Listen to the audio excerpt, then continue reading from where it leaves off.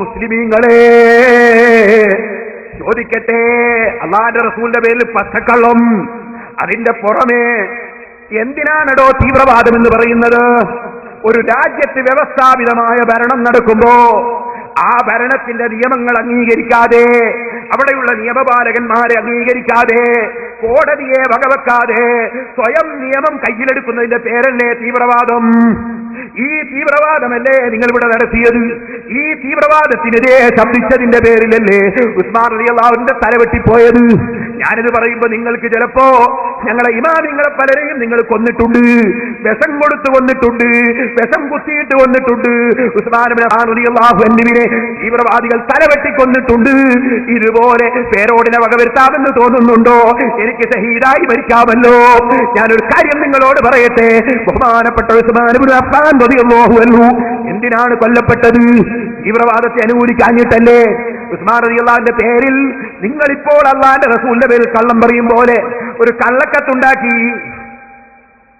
ആ കള്ളക്കത്ത് ഒരടിമ കൊണ്ടുപോയി, അടിമയെ വഴിച്ചെന്ന് പിടിച്ചുകൊണ്ട് നോക്കുമ്പോൾ ഉസ്മാൻ റളിയല്ലാഹു എഴുതിയ പോലത്തെ കത്ത്. സംഗതി ഉസ്മാൻ റളിയല്ലാഹു അല്ല, ഉസ്മാൻ റളിയല്ലാഹു അല്ല. അത് കൊണ്ടുവന്ന് ഉസ്മാൻ റളിയല്ലാഹു ചോദിച്ചപ്പോ സത്യം ചെയ്തുകൊണ്ട് പറഞ്ഞു, ഞാൻ അങ്ങനെ കത്ത് എഴുതിയിട്ടില്ല. അബൂബക്കർ റളിയല്ലാഹുവിന്റെ മകനെ കൊല്ലാനാ കത്ത്, ഞാൻ അങ്ങനെ കത്ത് എഴുതിയിട്ടില്ല, വല്ലാഹി എഴുതിയിട്ടില്ല. അപ്പൊ പിന്നെ ആരതാ കയ്യസരം? കയ്യസരം മർവാന്റെ കയ്യസര. മർവാന്റെ കയ്യസരം. മർവാൻ എവിടെ? മർവാൻ ഉസ്മാൻ റളിയല്ലാഹുവിന്റെ വീട്ടിലുണ്ട്. എന്നാ മർവാൻ ഇറക്കും, അത് കൈകാര്യം ചെയ്യട്ടെ. ഉസ്മാൻ റളിയല്ലാഹു സമ്മതിച്ചില്ല. എന്തേ? നിയമം കയ്യിലെടുക്കാൻ പിൽക്കാലത്ത് ഒരു തെളിവായി പോകും.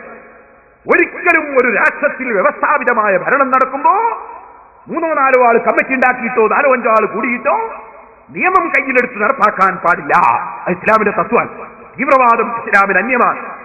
അതുകൊണ്ട് അത് പാടില്ല, ശറഈയായി പാടില്ല. അത് ഖുലഫാഉർ റാഷിദീങ്ങളുടെ പരിപാടി. സുന്നത്തിമാത്താണ് അവർ, അതിന്റെ നേതാക്കന്മാരാണ് അവർ. ആ സുന്നത്തിമാത്തിന്റെ നേതാക്കളിൽ അതിനൊരിക്കലും ഒരു മാതൃക ഉണ്ടാകാൻ പാടില്ല. മർവാൻ പറഞ്ഞു, ഇല്ല, മർവാനെ നിങ്ങൾക്ക് വിട്ടുതരൂല, നിങ്ങൾ നിയമം കയ്യിലെടുക്കാൻ വന്നതാണ്. മർവാൻ തെറ്റ് ചെയ്തോ കോടതിയിൽ മർവാനെ ഹാജരാക്കും, തെളിവുകൾ വരുത്തും, പൂർണ്ണമായി പരിശോധിക്കും. കോടതി തെറ്റിനനുസരിച്ച് വിധി പ്രഖ്യാപിക്കും. അല്ലാതെ നിങ്ങൾ കുറച്ചാളുകൾ ഒരുമിച്ച് കൂടിയിട്ട് നിയമം കയ്യിലെടുക്കാൻ വന്നാൽ അനുവദിക്കൂല. എന്നാൽ ഉസ്മാനെ നിന്നെ തന്നെ കൊല്ലും. തീവ്രവാദികളുടെ സ്വഭാവം അങ്ങനെയാണല്ലോ, അവർക്കെതിരെ പറഞ്ഞാൽ അവരെ കൊല്ലൂലേ? എന്നാ ഉസ്മാനെ നിന്നെ തന്നെ കൊല്ലും. ഉസ്മാൻ റളിയല്ലാഹു അൻഹു ക്ഷമിച്ചിരുന്നു. അവര് വീട് വളഞ്ഞു. ഉസ്മാൻ റളിയല്ലാഹു അൻഹു ജമാഅത്തിന് പോകാൻ അനുവദിച്ചില്ല.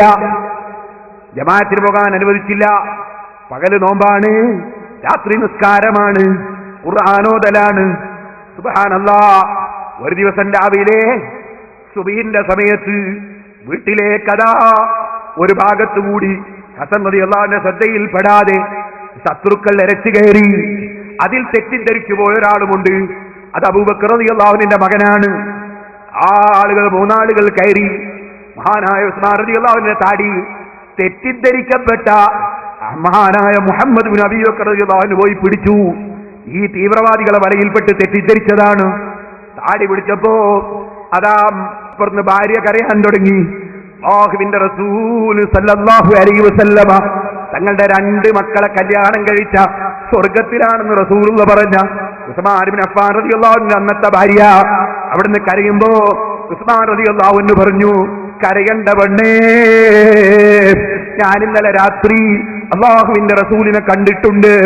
റസൂലുള്ള എന്നോട് പറഞ്ഞിട്ടുണ്ട്, ഉസ്മാനേ, നാളത്തെ നോമ്പ് തുറ നമ്മളെ കൂടെയാണ് കേട്ടോ. അത് അല്ലാഹുവിന്റെ റസൂല് പറഞ്ഞിട്ടുണ്ട്. അതുകൊണ്ട് നോമ്പ് തുറക്കാൻ എവിടെ എത്തണം?